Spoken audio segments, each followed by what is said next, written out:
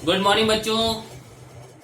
आज हम आपके लिए एक कहानी लाए हैं, सुनिएगा। एक ये राजू है, आप देख रहे हैं। राजू अपने दोस्त श्याम जो वकील है उनके घर पहली बार जा रहा है दावत खाने के लिए। उसे घर नहीं मालूम है श्याम का। जब वो जा रहा था अपनी गाड़ी से तो उसने एक बूढ़े काका से पूछा, भैया ये श्याम वकील साहब का घर कहाँ है? तो बूढ़े काका बता रहे हैं कि लल्ला सीधे चले जाओ, एक मंदिर है, उस मंदिर के पास में श्याम वकील साहब का घर है।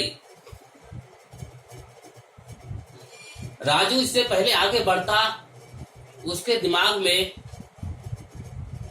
कुछ बात खटक रही थी कि मंदिर, अब ऐसे कहो किस मंदिर के पास हम पहुंचेंगे? रास्ते में मंदिर बहुत सारे पड़ेंगे, किस मंदिर को हम मानकर श्याम के घर कहीं गलत ना घुस जाएं, गलत ना पहुंच जाएं। इसलिए राजू ने एक दुकान वाले से पूछा कि भैया श्याम वकील साहब का घर कहाँ है? तो दुकान वाले ने बताया कि साहब आप सीधे यहां से 5 किलोमीटर पे पहुंच जाएं। 5 किलोमीटर पे ही जैसे ही पहुंचेंगे आपको श्याम वकील साहब का घर मिल जाएगा। उसी के पास में मंदिर भी है, दावत है वहां पर, तो भीड़ भाड़ तो होगी, यहाँ पहुंच ही जाएंगे। और इस प्रकार वो दुकानदार के द्वारा बताए गए रास्ते के अनुसार चलता है और जब 5 किलोमीटर में पहुंच जाता है तो वो अपने गंतव्य स्थान यानी श्याम के घर के पे पहुंच जाता है। तो आपने बच्चों देखा कि राजू ने 2 लोगों से पता पूछा। एक थे बूढ़े काका, उन्होंने क्या बताया था? उन्होंने बताया कि श्याम का घर मंदिर के पास में है। तो इसका मतलब जो बूढ़े काका ने जो श्याम के घर की स्थिति बताई उसको हम कहते हैं सापेक्षिक स्थिति। यानी जब किसी स्थान का निर्धारण हम किसी प्रसिद्ध स्थान के द्वारा करते हैं तो हम उसे सापेक्षिक स्थिति कहते हैं। और जब हम किसी भी प्रसिद्ध स्थान का सहारा लिए बिना किसी जगह का निर्धारण करते हैं तो उसे हम वास्तविक स्थिति कहते हैं। तो ये तो राजू ने अपने श्याम के घर पहुंच गया। ऐसी पृथ्वी पर कौन सी जगह कहां पर है इसका निर्धारण करने के लिए अगर आपने कभी देखा होगा ग्लोब, तो उसमें कुछ रेखाएं सी खींची गई हैं, काल्पनिक रेखाएं हैं। उन काल्पनिक रेखाओं को ही हम अक्षांश और देशांतर रेखाएं कहते हैं। आपने देखा होगा पृथ्वी बिल्कुल इस गेंद की तरह गोल है, इसका कहीं कोई किनारा नहीं है। और जब किसी का किनारा नहीं होता है तब उसमें किसी स्थान का निर्धारण करना कठिन हो जाता है। इसके लिए हमें ये तो पता ही है कि पृथ्वी अपने अक्ष पर घूमती है। तो अक्ष पर घूमती है तो आप ये नींबू देख रहे हैं, इस नींबू में ये 2 ध्रुव हैं पृथ्वी की तरह। जैसे 2 किनारे इसमें आप देख रहे हैं, जब भी आप नींबू देखेंगे 2 किनारे दिखाई देते हैं इस टाइप से। तो ये हमारा जो ऊपरी हिस्सा है ये होता है उत्तरी ध्रुव और नीचे ये क्या है? दक्षिणी ध्रुव। जब भी आप किसी किताब में नक्शा देखेंगे वो नक्शा हमेशा ऊपर की साइड जो है हमेशा उत्तर होती है ऊपरी हिस्सा उत्तर, यह है उत्तरी ध्रुव, और नीचे है दक्षिणी ध्रुव।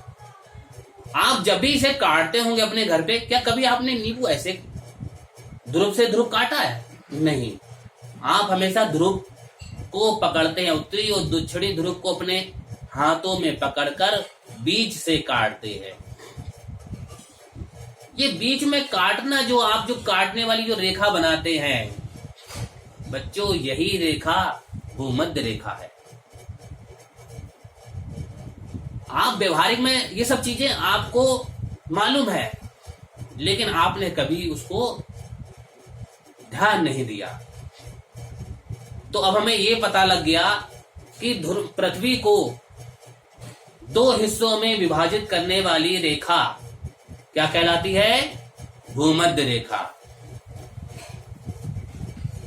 बच्चों, ये आपको गोल पृथ्वी दिखाई दे रही है। इसमें जो हमने बताया, जो पृथ्वी को दो हिस्सों में बांट रही है, कौन सी रेखा बीच में बांट रही है? ये है भूमध्य रेखा। तो पृथ्वी को दो हिस्सों में विभाजित करने वाली जो रेखा है भूमध्य रेखा, तो इसके उत्तरी ध्रुव यानी उत्तरी ध्रुव की दिशा की ओर जो गोला है, यानी पूरा गोला था, इस गोले को तो हमने आधा कर लिया, तो आधे गोला यानी गोलार्ध, इसका नाम ही है गोलार्ध यानी आधा गोला, क्योंकि उत्तरी ध्रुव की ओर है इसलिए इसका नाम है उत्तरी गोलार्ध। और नीचे दक्षिणी ध्रुव की जो तरफ भूमि है, पृथ्वी है, उसको हम कहते हैं दक्षिणी गोलार्ध। यानी जो भूमध्य रेखा है हमारी, पृथ्वी को दो हिस्सों में बांट दिया, उत्तरी गोलार्ध और दक्षिणी गोलार्ध। इन्हीं रेखाओं को हम अक्षांश रेखाएं कहते हैं। ये रेखाएं समांतर रेखाएं खींची जाती हैं और उसमें ही 23.5 अंश डिग्री उत्तरी ध्रुव की ओर जो रेखा पड़ती है उसको हम कर्क रेखा कहते हैं। ठीक उसी प्रकार जब हम 66.5 डिग्री उत्तरी ध्रुव की ओर बढ़ते हैं तो जो रेखा हमें नजर आ रही है इसको हम बोलते हैं आकृतिक रेखा। ठीक इसी तरह हम दक्षिणी ध्रुव की तरफ जब बढ़ते हैं तो 23.5 दक्षिणी डिग्री पर हमें ये जो रेखा दिखाई दे रही है इसको हम बोलते हैं मकर रेखा। और जब हम 66.5 डिग्री दक्षिणी ध्रुव की ओर बढ़ेंगे तो ये जो रेखा है इसको हम बोलते हैं अंटार्कटिक रेखा। यानी जो भूमध्य रेखा है वो 0 डिग्री पर है। इस तरीके से ये हमारी रेखाएं जो समांतर रेखाएं हैं, इन रेखाओं को हम कहते हैं अक्षांश रेखाएं। अब आप देख रहे होंगे ये हरी लाइनें जो हैं जो उत्तरी ध्रुव और दक्षिणी ध्रुव को मिला रही हैं, इन रेखाओं को हम कहते हैं देशांतर रेखाएं। जो उत्तरी और दक्षिणी ध्रुव को मिलाती हुई रेखाएं हैं उनको हम देशांतर रेखाएं कहते हैं। जैसा आपने देखा कि जब उत्तरी गोलार्ध और दक्षिणी गोलार्ध में पृथ्वी का विभाजन हुआ तो उस विभाजन करने वाली रेखा को हमने भूमध्य रेखा का नाम दिया। उसी प्रकार अब जब ये उत्तर है और ये दक्षिण है तो बच्चों इधर कौन सा साइड हुआ, इधर कौन सी दिशा हुई? पूरब। और इधर क्या हुई? पश्चिम। तो अब पूरब पश्चिम में भी तो बांटना है पृथ्वी को। अब समस्या ये आई कि हमने देशांतर रेखा तो इतनी खींची हुई है और वो ये आप देख रहे हैं जब किसी पृथ्वी पर ये रेखाएं देशांतर खींची हुई है तो हम किसको आधा माने, किसको हम कहें पूर्वी और किसको कहें पश्चिमी, यहां से बांट लें। यहां से बांटें, यहां से बांटें। जब इसका निर्धारण नहीं हो पा रहा था तो सभी देशों की सर्वसम्मति से निर्धारित हुआ कि इंग्लैंड के निकट एक स्थान है ग्रीनविच। उस ग्रीनविच स्थान पर गुजरने वाली जो देशांतर रेखा है उसको ही हम प्रधान देशांतर रेखा कहते हैं। अब क्योंकि ये ग्रीनविच नामक स्थान से गुजर रही है इसलिए इसको हम ग्रीनविच रेखा भी कहते हैं। तो बच्चों आपने देखा कि ये जो रेखाएं हैं कि पृथ्वी हमारी जो उत्तरी गोलार्ध और दक्षिणी गोलार्ध में जो विभाजन करने वाली रेखा को क्या कहते हैं? भूमध्य रेखा। कर्क रेखा कौन सी रेखा होती है कि 23.5 डिग्री उत्तरी ध्रुव की ओर जो रेखा है उसको हम कर्क रेखा कहते हैं। और ठीक इसका अपोजिट यानी 23 डिग्री हम उत्तरी तरफ गए और उतना ही 23.5 डिग्री हम दक्षिण की तरफ आएंगे तो जो हमें रेखा मिलेगी उसको हम कहेंगे मकर रेखा। ऐसे ही जब हम 66.5 उत्तरी डिग्री बढ़ेंगे तो हमें मिलेगी आकृतिक रेखा। और जब हम यही दूरी सेम 6.5 डिग्री दक्षिणी की ओर जाएंगे तो हमें मिल जाएगी अंटार्कटिक रेखा। और हमने क्या देखा कि पूर्वी और पश्चिमी गोलार्ध में विभाजित करने वाली जो रेखा है उसको हम कहते हैं ग्रीनविच रेखा। तो आज के लिए बच्चों इतना ही है।